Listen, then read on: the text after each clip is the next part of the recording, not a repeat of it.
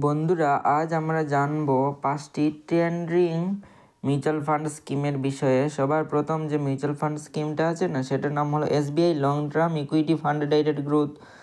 এই mutual fund স্কিমটা হলো একটা ELS মিউচুয়াল ফান্ড স্কিম, যেটা 3 বছরের লকিং পিরিয়ড থাকে। তারপরের যেটা সেটাও হলো HDFC ELS ট্যাক্স সেভার ফান্ড ডাইরেক্ট গ্রোথ। এটাতেও আপনার 3 ইয়ার্সের লক ইন পিরিয়ড থাকে বন্ধুরা, ঠিক আছে।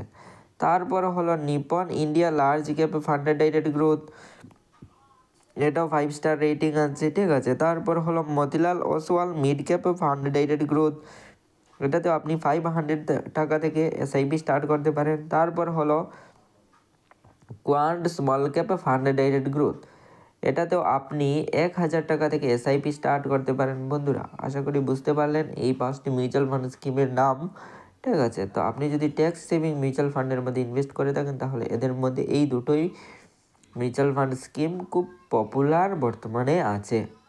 এবং এই ভিডিওটা একটা নতুন ইনফরমেশন জানার জন্য, কোনো ইনভেস্টমেন্টের উপদেশ নয় বন্ধুরা।